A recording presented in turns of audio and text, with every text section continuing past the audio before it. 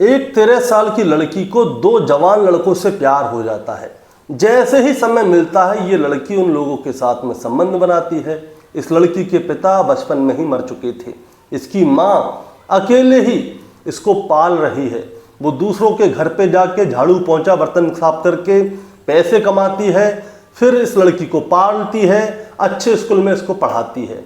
लेकिन दोस्तों एक दिन क्या होता है, ये 13 साल की लड़की अपने उन्हीं 2 प्रेमियों के साथ में मिलके अपनी माँ की हत्या की प्लानिंग करती है और आखिरकार ये अपनी माँ को मार भी देती है। उसके बाद क्या होता है दोस्तों, ये लड़की ने प्लानिंग इतनी बेहतरीन की थी कि इसको पकड़ा नहीं जाता। लेकिन अचानक से क्या होता है, आप इसे कुदरत का करिश्मा ही कह सकते हैं कि 2 हफ्ते बाद इस लड़की का जो हत्या की थी इस लड़की ने, उसका खुलासा हो जाता है और आखिरकार इसको पकड़ लिया जाता है। और उसके बाद ये लड़की सारी कहानी शुरू से लेकर आखिर तक सुनाती है। तो दोस्तों आज इस लड़की की ही कहानी होगी जिसमें कि ये 13 साल की लड़की अपनी माँ की हत्या कर देती है और इतने सातराना अंदाज से करती है कि कोई भी इसको पकड़ नहीं सकता। लेकिन इस लड़की की छोटी सी गलती की वजह से ये पकड़ ली जाती है। दोस्तों कहानी शुरू करूंगा उससे पहले मैं बस आपसे यही कहना चाहूँगा कि अगर आप मेरे चैनल पर नए हैं तो चैनल को जल्दी से सब्सक्राइब कर दीजिएगा ताकि रोजाना शाम को 8 बजे मैं आपके लिए एक सच्ची घटना की कहानी लेकर आ सकूं। नमस्कार दोस्तों, मैं गौरव शर्मा और आप देख रहे हैं गौरव शर्मा सफर। दोस्तों आज की जो सच्ची घटना मैं आपको सुनाने जा रहा हूं, ये सच्ची घटना शुरू होती है उड़ीसा प्रदेश से और उड़ीसा प्रदेश का ही एक जिला लगता है गणपति जिला और गणपति जिले का ही एक एरिया लगता है जिसका नाम है भूमेश्वर। दरअसल आज की कहानी जो शुरू होती है आज से 13 साल पहले से शुरू होती है। होता क्या है, एक महिला होती है जिसका नाम होता है राजलक्ष्मी और राजलक्ष्मी अपने पति के साथ बाइक पे बैठ के जा रही होती है। रात का समय होता है। अचानक से क्या होता है, जब ये लोग गुजर रहे होते हैं तो झाड़ियों में से किसी बच्चे के रोने की आवाज़ें आ रही होती हैं। राजलक्ष्मी उसे सुन लेती है। वो कहती है जरा गाड़ी रोकिए। उसका पति गाड़ी रोकता है। वो कहती है कि आपको किसी बच्चे की रोने की आवाज़ आ रही है? वो कहता है आ तो रही है। अब ये दोनों क्या करते हैं, गाड़ी से उतरते हैं और उस आवाज़ को फॉलो करते हैं कि आवाज़ आ कहाँ से रही है। तो वो देखते हैं कि झाड़ियों में एक छोटा सा बच्चा पड़ा हुआ है और जोर जोर से रो रहा है। अब राजलक्ष्मी क्या करती है, उस बच्चे को उठाती है और उठा के देखती है कि वो कौन है, लड़की है या लड़का। तो पता चलता है कि वो लड़की थी। और दोस्तों मैं आपको बताना चाहूँगा कि वो लड़की महज 3 दिन की थी और शायद उसे किसी ने इसीलिए फेंक दिया होगा कि ये एक लड़की है। और बहुत से लोग क्या करते हैं, लड़कों को तो पाल लेते हैं और लड़कियों को सड़क पे ऐसे ही तड़पने के लिए फेंक देते हैं। लेकिन दोस्तों क्या होता है, राजलक्ष्मी को क्या है, शादी के बाद कोई बच्चा नहीं हुआ था। इसीलिए राजलक्ष्मी और उसका पति ये तय करते हैं कि इस बच्ची को वही पालेंगे। उससे पहले उन्होंने क्या किया था, इस लड़की के माता पिता को ढूंढने की कोशिश भी की थी लेकिन कोई मिलता नहीं है। तो ये दोनों फैसला करते हैं कि ये दोनों ही मिलके इसको पालेंगे। अब क्या होता है, ये दोनों मिलके इस बच्ची का नाम रखते हैं अनाया। अब ये दोनों अनाया को पालना शुरू कर देते हैं। लेकिन इसी बीच में क्या होता है दोस्तों, इस बच्ची के मिलने के महज 1 साल बाद ही राजलक्ष्मी के पति की मृत्यु हो जाती है। और जब राजलक्ष्मी के पति की मृत्यु हो जाती है तो राजलक्ष्मी इस बच्ची को पालने की जिम्मेदारी खुद ले लेती है और वो सोचती है कि भूमेश्वर में क्या है, इस बच्ची का पालन पोषण अच्छी तरह से नहीं हो पाएगा। इसीलिए वो क्या करती है, भूमेश्वर से सीधे परला खेमुंडे पहुंच जाती है और परला खेमुंडे में जाकर एक कमरा ले लेती है किराए पर और वहीं पे रहकर अपनी बच्ची को पालती है, पोसती है। उसके बाद वहाँ के आसपास के जो अच्छे घर थे उनमें जाके वो झाड़ू पोंछा बर्तन वगैरह साफ करती थी। जो पैसा आता था उस पैसे से क्या करती थी, वो किराया भरती थी, खाती थी, पीती थी, उस बच्ची को पालती थी। और जब जैसे जैसे बच्ची बड़ी हो रही थी उसके बाद उसने क्या किया, उस बच्ची का जो है एडमिशन करा दिया एक सरकारी स्कूल में। अब राजलक्ष्मी जो है काम पे चली जाया करती थी और बच्ची स्कूल चलाई जाया करती थी। अब धीरे धीरे करके ये बच्ची बड़ी हो रही थी। बच्ची कक्षा 8 में आ जाती है। अब क्या होता है दोस्तों, अब बच्ची बड़ी हो गई है तो राजलक्ष्मी क्या करती है, इस बच्ची को एक एंड्रॉयड मोबाइल दिलवा देती है। उसकी 2 वजह थी। पहली वजह ये थी कि बच्ची स्कूल जाती है, घर पे अकेली रहती है, कोई भी बात होगी तो राजलक्ष्मी क्या है उसको फोन कर लेगी। राजलक्ष्मी के पास कीपैड मोबाइल था क्योंकि उसे एंड्रॉयड मोबाइल की कोई जानकारी नहीं थी। और अब क्या करती है, वो अपनी बच्ची को मोबाइल दिलवा देती है एंड्रॉयड, उससे बातचीत करने के लिए। इसी बीच में क्या होता है, अब ये क्या होता है, नेट फ्री आ रहा है, इसीलिए ये लड़की क्या करती है, घर पे अकेली रहती है तो इसमें इंस्टाग्राम वगैरह, व्हाट्सएप वगैरह ये सारी चीज़ें डाल लेती है। लेकिन अचानक से क्या होता है दोस्तों, 28 अप्रैल 2025 की सुबह सुबह का समय होता है। ये जो बच्ची है अनाया, वो तुरंत अपने मामा को फ़ोन करती है, अड़ोस पड़ोस के लोगों को बुलाती है और ज़ोर ज़ोर से चीखने चिल्लाना शुरू कर देती है। वो कहती है कि मेरी माँ को अटैक आया है, मेरी माँ तड़प रही है, आप जल्दी चलिए उनको हॉस्पिटल लेके, मेरी माँ को बहुत बुरी हालत है। जब तक में लोग घर में घुसते हैं तो क्या होता है, इसकी जो माँ है राजलक्ष्मी, वो बेहोश हो जाती है। अब उसे लेके ये लोग हॉस्पिटल जाते हैं। हॉस्पिटल जाते हैं तो वहाँ पे डॉक्टर लोग जो है अपना हाथ खड़ा कर देते हैं। वो कहते हैं कि हॉस्पिटल आने से पहले ही राजलक्ष्मी की मृत्यु हो चुकी है। अब 28 अप्रैल 2025 का समय था दोस्तों। राजलक्ष्मी की लाश को घर पे लाया जाता है और राजलक्ष्मी का जो भाई होता है शिवा प्रसाद मिश्रा, वो भी वहाँ पे आते हैं। राजलक्ष्मी के और भी बहुत से रिश्तेदार होते हैं, वो सब लोग घर पे आते हैं। अब देखिए, एक 13 साल की लड़की, इसके पिता, इसको जब गोद लिया था इन लोगों ने, उसके 1 साल बाद ही मर गए। इसकी माँ राजलक्ष्मी, उसने दूसरों के घर पे झाड़ू पहुंचा कर करके इस अनाया को पाल पोस के बड़ा किया। अब राजलक्ष्मी भी मर गई और जो अनाया है वो कक्षा 8 में पढ़ती है। इसीलिए क्या होता है, 29 अप्रैल 2025 को जो है राजलक्ष्मी का अंतिम संस्कार हो जाता है। अब इस बच्ची की जिम्मेदारी जो है राजलक्ष्मी का भाई शिव प्रसाद मिश्रा ले लेता है और वो उसे अपने साथ लेकर भुवनेश्वर चला जाता है। अब वो उसका वहीं पे देख रेख करना शुरू कर देता है। 1 दिन हो जाता है, 2 दिन हो जाता है, 3 दिन हो जाता है।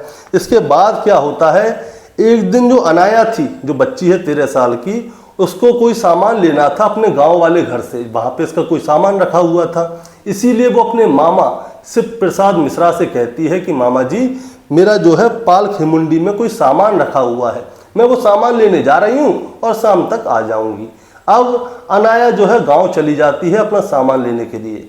अब सुबह से शाम हो जाती है लेकिन अनाया वापस नहीं आती, और जब अनाया वापस नहीं आती तो इसके जो मामा हैं शिवा प्रसाद मिश्रा, उनको जो है लड़की की चिंता होने लगती है। इसीलिए वो क्या करते हैं, अनाया का फ़ोन मिलाते हैं, और जब फ़ोन मिलाते हैं तो उसकी घंटी जो है घर के अंदर ही बज रही थी।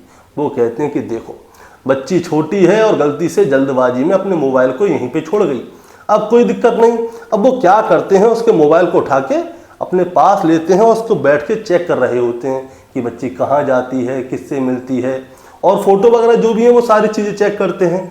अब चेक करते करते क्या होता है दोस्तों, इस बच्ची की जो है इंस्टाग्राम आईडी खुल जाती है।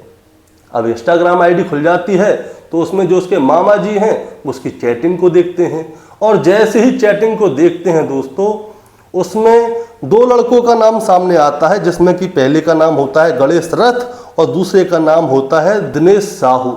अब क्या होता है, मामा जी इसकी पूरी जो चैटिंग होती है उसे पढ़ते हैं। उसमें साफ साफ लिखा होता है कि मैंने मम्मी को जो है वो गोलियां खिला दी हैं, तुम जल्दी से आ जाओ। और भी चैटिंग पढ़ते हैं तो उसमें लिखा होता है कि जो मैंने तुम्हें गहने दिए थे वो तुमने गिरवी रखे या नहीं रखे। और भी चैटिंग पढ़ते हैं, बहुत सारी चैटिंग पढ़ते हैं, तो उसमें साफ साफ नज़र आ रहा होता है कि ये जो बच्ची है अनाया, जिसकी उम्र 13 साल है, जो कक्षा 8 में पढ़ती है, उसने 2 लड़कों के साथ में मिलके अपनी माँ को मारने की पूरी प्लानिंग की थी, और इसी बीच इसकी माँ मर भी जाती है। ये देखते ही जो इस लड़की का मामा है उसे इसके ऊपर हो जाता है शक, और वो क्या करता है, सीधे पाल खेमुंडी थाने जाता है और अपनी भांजी के खिलाफ FIR दर्ज कर देता है। सबूत होता है उसका मोबाइल। अब क्या होता है दोस्तों, पुलिस जो है अनाया, उसका जो साथी है गणेश रथ, उसकी उम्र है 21 साल, और दूसरा साथी जो है दिनेश साहू, उसकी उम्र है 20 साल। इन तीनों को पकड़ के सीधे थाने ले आते हैं पुलिस वाले। अब इन तीनों से पूछा जाता है कि अब बताओ तुम लोगों ने क्या किया, कैसे कैसे किया, अगर नहीं बताओगे तो तुम्हारे साथ सख्ती बरती जाएगी। अब जैसे ही दोस्तों सख्ती का नाम आता है तो ये दोनों लड़कों के क्या है, हाथ पैर कांपने लगते हैं और ये सीधे सीधे सारी बात बता देते हैं। अब होता क्या है दोस्तों, मैं बताता हूँ शुरू से हुआ क्या था। ये जो बच्ची है 13 साल की अनाया, ये घर पे अकेली रहती थी। इसके पास मोबाइल था तो ये क्या करती थी, उस पर रील बनाया करती थी। रील भी बनाती थी, फेसबुक पे नए नए लोगों से बातचीत किया करती थी, इंस्टाग्राम पे भी लोगों को फॉलो किया करती थी और जो इसके आसपास के लोग हैं वो इसको मैसेज किया करते थे। इसी बीच इसकी क्या है, कई सारे लड़कों से बातचीत होना शुरू हो जाती है। उनमें से ही ये दोनों होते हैं गणेश और दिनेश। अब क्या होता है, गणेश और दिनेश जो है इसके घर के नज़दीक रहते थे। इसके पिताजी बचपन में मर चुके थे, ये लड़की घर पे अकेली रहती थी। अब क्या होता है, ये लड़की क्या करती थी, किराए के मकान में रहती थी। जब इसकी माँ काम पे चली जाया करती थी तो ये चुपचाप एक एक करके इन दोनों लड़कों को घर पे बुलाया करती थी, इनके साथ संबंध बनाया करती थी और ये लड़के संबंध बना के वहाँ से चुपचाप चले जाया करते थे। लेकिन एक दिन क्या होता है, इसके अड़ोसी पड़ोसी जो हैं इसकी माँ राजलक्ष्मी को बताते हैं कि तुम्हारे पीछे से घर पे लड़के आया जाया करते हैं, तुम्हारे जानने वाले हैं क्या, तुम्हारे रिश्तेदार हैं। तो राजलक्ष्मी कहती है कि मेरे पीछे से मेरे घर पे लड़के आते हैं। अब वो घर पे जाती है, वो अपनी 13 साल की बेटी अनाया से पूछती है कि बता घर पे कौन आता है। तो जो अनाया है वो क्या है, बात को बदलती है। इसीलिए क्या होता है, राजलक्ष्मी उसको डांटती है, फटकारती है और वो कहती है कि तुम आगे से किसी से ही बात नहीं करोगी और ना ही मोबाइल से किसी से बात करोगी। अब क्या है, राजलक्ष्मी ने अनाया के ऊपर शक्ति दिखाना शुरू कर दिया था और जब अनाया के ऊपर शक्ति दिखाना शुरू कर दिया था तो जो अनाया है वो क्या करती है, वो अपने ये जो दो दोस्त हैं गणेश और दिनेश, इनमें से किसी एक के साथ भाग जाना चाहती थी, यानी कि घर छोड़ के इनके साथ ही भाग जाना चाहती थी। लेकिन जो गणेश और दिनेश हैं ये दोनों क्या है, बहुत चालाक थे। इन दोनों को पता था कि अनाया की माँ राजलक्ष्मी के पास बहुत सारी संपत्ति है, इसके पास सोने के जेवरात भी हैं। इन दोनों को एक दूसरे के बारे में मालूम था कि अनाया से इन दोनों की सेटिंग चल रही है, लेकिन किसी को कोई परेशानी नहीं थी। अब ये दोनों क्या करते हैं कि एक बात बताओ, तुम यहाँ से भाग के जाओगी, कहाँ जाओगी, पैसे हैं तुम्हारे पास, अगर पैसे हैं भी तो वो कितने दिन चलेंगे, कहाँ काम करोगी, क्या खाओगी, कहाँ रहोगी। इसीलिए ऐसा करो, यहाँ से भागने की कोई ज़रूरत नहीं है। तुम्हारी माँ के पास बहुत सारी संपत्ति है, सोना है, चांदी है। ऐसा करो, तुम्हारी माँ को रास्ते से हटा देते हैं, तुम्हारी माँ के मरते ही जितनी भी संपत्ति है वो तुम्हारे नाम आ जाएगी और जो सोना चांदी है उसके हम मज़े करेंगे। अब इसी बीच में क्या होता है, ये जो अनाया है इसने अपनी माँ के कुछ जेवरात जो है, जो गणेश है इसको दिए थे, क्योंकि गणेश को जो है KTM बाइक लेनी थी। अब गणेश क्या करता है, उन जेवरातों को 2.5 लाख रुपए में गिरवी रख देता है और एक KTM बाइक ले आता है और कुछ पैसे जो है दिनेश को दे देता है और ये चक्क मजे कर रहे होते हैं KTM बाइक से घूम के। लेकिन अब क्या होता है दोस्तों, जब इसकी माँ जो राजलक्ष्मी है वो अनाया के ऊपर सख्ती करती है और जब जेवरातों के बारे में पूछती है तो अनाया के पैरों के नीचे से जमीन खिसक जाती है। अब इन तीनों लोगों ने क्या है, प्लानिंग की थी कि इसकी माँ को कैसे मारना है। ये क्या करते हैं, बेहोशी की दवाई लाके अनाया को दे देते हैं और कहते हैं कि जब भी तुम्हारी माँ रात के समय पे खाना खाए उसमें बेहोशी की दवा मिला देना, उसके बाद हमें फ़ोन कर देना, हम देख लेंगे। अब ये क्या करती है अनाया, 28 अप्रैल 2025 की रात को जो इसकी माँ राजलक्ष्मी खाना खाती है उसमें दवा मिला देती है। उसके बाद ये दिनेश और गणेश को क्या है, व्हाट्सएप पे और इंस्टाग्राम पे मैसेज करती है कि मैंने दवा मिला दी है, तुम घर पे जल्दी आ जाओ। अब ये दोनों घर पे आ जाते हैं। उसके बाद ये क्या करते हैं, तकिया उठाते हैं तीनों लोग और एक आदमी क्या है इन तीनों में से उसके हाथ पैर पकड़ता है और 2 लोग उसके मुंह पे तकिया लगा के दबाने लगते हैं। तब तक दबाते हैं जब तक कि राजलक्ष्मी मर नहीं जाती। और दोस्तों जैसे ही राजलक्ष्मी मरती है उसके बाद अनाया क्या है, ड्रामा करना शुरू कर देती है। अब अनाया ड्रामा करती है, अपने मामा को फ़ोन करती है, अड़ोसी पड़ोसियों को बुलाती है और गणेश और दिनेश के साथ ही मिलकर राजलक्ष्मी को हॉस्पिटल ले जाती है और कहती है कि मेरी माँ को अटैक पड़ गया है। दरअसल इसकी माँ को जो है, राजलक्ष्मी को दिल की थोड़ी बीमारी थी और उसका ब्लड प्रेशर जो है हाई हो जाता था, लो हो जाता था। तो लोगों को भी यही लगता है कि शायद इसकी माँ को अटैक आया है, उसकी वजह से मर गई है। लेकिन इस अनाया की एक गलती यानी कि व्हाट्सएप की चैटिंग से ये पकड़े जाते हैं। अब ये फ़ोन क्यों नहीं करती दोस्तों, मैं आपको ये भी बताता हूँ। फ़ोन इसलिए नहीं करती क्योंकि फ़ोन के जो हैं कॉल रिकॉर्ड निकल जाते हैं। आजकल खूनियों ने क्या है, सोशल मीडिया को अपना रास्ता चुन लिया है कि सोशल मीडिया से हम बात करेंगे तो पकड़े नहीं जाएंगे। लेकिन दोस्तों, आप कितने भी बड़े छात्र बनने की कोशिश करो, लेकिन कानून के आगे आप ज़्यादा नहीं चल पाओगे। अनाया, गणेश और दिनेश, इन तीनों को गिरफ्तार कर लिया जाता है। अनाया की उम्र 13 साल थी, इसीलिए अनाया को बाल सुधार गृह भेज दिया जाता है। और दिनेश और गणेश जो है वो बालिग थे, इनके ऊपर पॉस्को एक्ट भी लगता है और हत्या का आरोप भी लगता है, इनको जेल भेज दिया जाता है। अब दोस्तों, इस कहानी को सुनाने का मतलब आपको परेशान करना या विचलित करना बिल्कुल नहीं है, बस आपको बताना है और जताना है। बताना ये है कि राजलक्ष्मी, जिसके की कोई संतान नहीं थी, उसने एक रोड पे पड़ी हुई बच्ची को उठा के अपने सीने से लगाया, उसे खिलाया पिलाया, उसे पाला पोसा, अपनी बेटी से भी ज़्यादा प्यार दिया, स्कूल में पढ़ाने के लिए अपना शहर बदल दिया। लेकिन राजलक्ष्मी की कमी एक रह गई कि उसने अपनी बेटी के ऊपर नज़र नहीं रखी। वो बेचारी क्या कर सकती थी, वो बेचारी काम करेगी तभी तो घर का खर्चा चलेगा।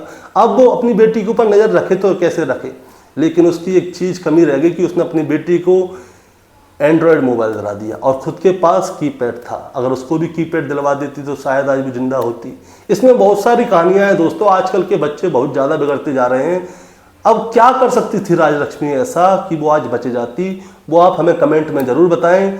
चैनल पे नए हैं तो सब्सक्राइब करके जाएं ताकि रोजाना शाम को 8 बजे एक सच्ची घटना की कहानी मैं आपके लिए लेकर आ सकूं। नमस्कार।